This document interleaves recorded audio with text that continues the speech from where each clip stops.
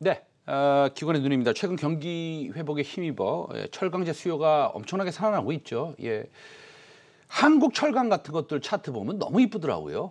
예, 한국철강이라는 회사가 있는데 어쨌든 간에 몇 년간 힘들었던 이 철강 기업들도 1분기에 이제 좋은 실적을 낼 수 있을 거다. 뭐 이런 얘기가 나오고 있습니다. 그래서 그런데 중국 정부가 이런 환경 문제나 여러 가지 이슈로 지금 철강을 또 감산을 한다고 그러고요. 그다음에 미국에서 보통 제가 알기로는 한 5, 6% 이상 그 시장 점유율을 가지고 있는데 중국 회사들이 이제는 시장 점유율이 1%뿐이 안 된답니다. 그러니까 수출을 안 한다는 얘기죠.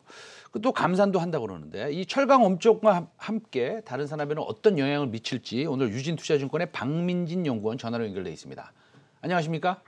네, 안녕하세요. 네.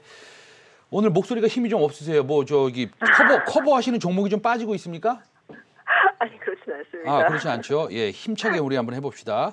네네. 최근 중국 정부가 철강 기업들에 대한 철강제에 대해서 그 감산을 하라고 하는데 그 감산하면 안 되는 거 아닌가요? 그 내부에 수요가 많잖아요.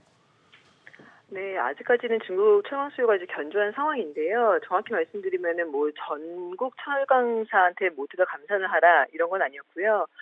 이제는 우리나라로 치면 포항과 같은 이제 최대 중국 생산 지역인 당산시에 얼마 전에 이제는 환경부에서 감찰이 있었습니다. 근데 배출 규제를 위반한 7개 기업을 대상으로 해서 뭐 상반기까지는 50%, 연말까지는 30% 감산을 해라라고 지금 명령이 내린 거였고요.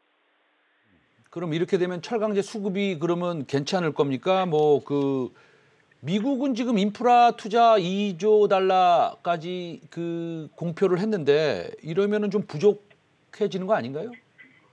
네, 일단은 뭐 미국을 차치하고 중국만 보더라도 뭐 상반기에 만약에 정말 실제로 감산이 이루어지게 되면은 수급이 굉장히 타이트해질 가능성이 있긴 한데요.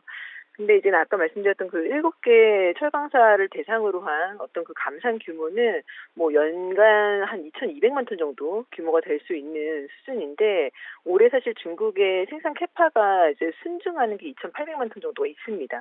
그래서 아직까지 이제 이 이슈만으로 중국의 생산량이 올해 준다 이렇게 이제 단정짓기는 좀 어려운 상황이고요. 그렇지만 이제는 시장에서는 중국이 어쨌든 간에 굉장히 오랜만에 뭐 환경 규제 또는 뭐 이제 감산 이런 이야기를 꺼내는 것 자체가 굉장히 좀 긍정적이다라고 인식을 하고 있고 최근에 중국의 철강제 가격 어떤 재반등에는 이 감산 이슈가 상당히 영향을 미쳤다라고 보고 있긴 합니다. 어저께 미국의 ISM 제조업 지수도 잘 나왔고 그다음에 이틀 전인가요? 중국의 PMI도 상당히 서프라이즈로 나왔고 미국은 인프라 투자를 할 거고 중국은 수요가 견조하고 우리나라도 당연히 수요가 앞으로 견조할 것으로 보고 경기는 턴어라운드 하는데 이렇게 모자라면 중국이 그렇게 조치를 내린다면 이게 뭐 일시적인 거든 아니든 간에 수요가 견고하니까 국내 철강사들한테는 상당히 좋은 소식인가요?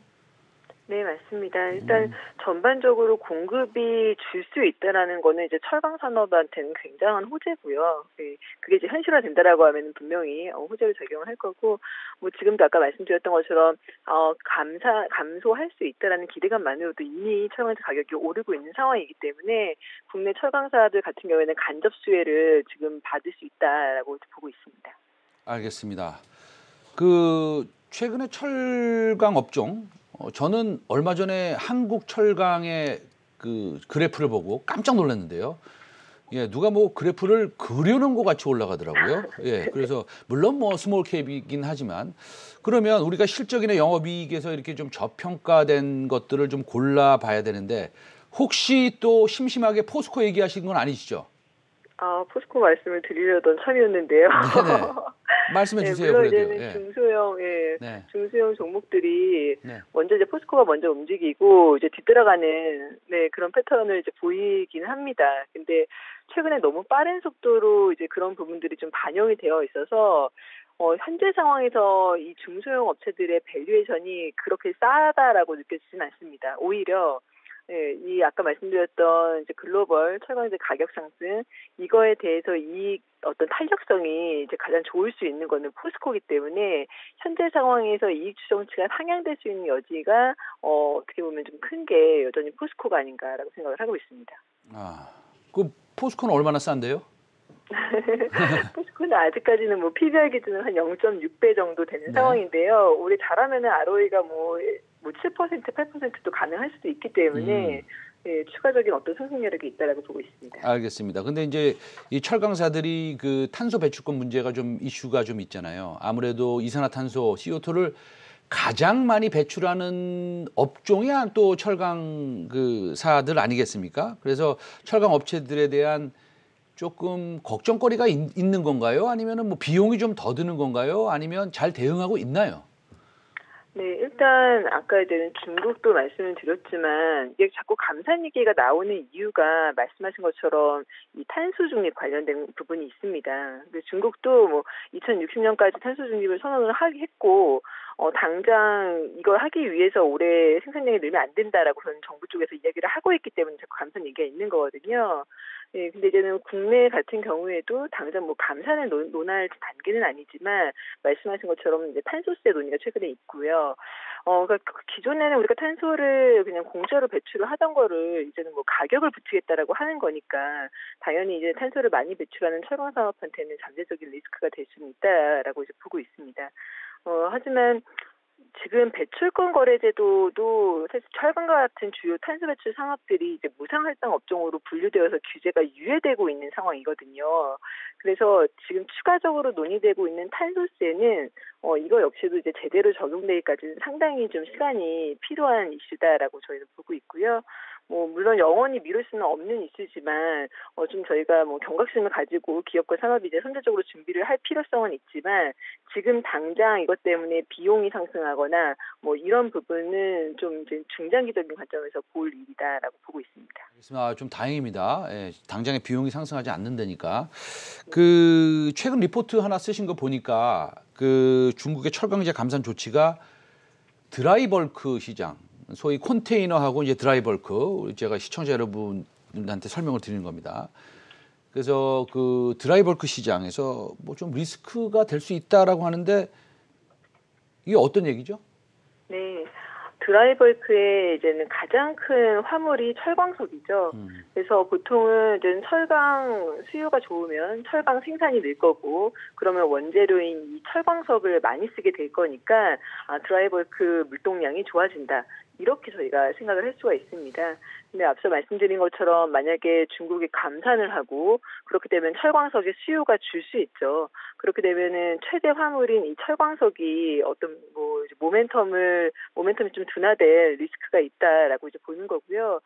말씀하신 이제 그 보고서에서 그 이야기를 이제 드린 건데 일단은 상반기에는 지금 워낙에 뭐 석탄이나 곡물 이런 물동량들이 좋은 상황이라서 지금 BDI가 굉장히 견조합니다. 근데 보통 이제 계절성을 감안하면은 하반기 모멘텀을 이제는 좌우하는 거는 철광석이거든요. 그렇기 때문에 올해 정말 중국이 철강 생산량이 줄 거냐, 철광석 수요가 줄 거냐 이 부분을 저희는 계속해서 좀 관찰을 해야 된다라고 보고 있습니다. 알겠습니다. 그러면 아주 간단한 질문 또 제가 드릴 뿐이 없습니다. 네. 펜오션 팔고 포스코 사란 말씀이세요? 네, 만약에 정말 그 감산이 현실화된다라고 하면은 말씀하신 그 전략으로 가야 되는 게 맞고요. 네, 물론 당장 올해 이제 그 부분이 아주 드라마틱하게 바뀔 거냐, 이 부분은 조금 이제는 좀 조심스러운 측면이 있긴 하지만 중장기적인 그림으로 보면은 그런 그림이 될 가능성이 굉장히 높다라고 보고 있습니다.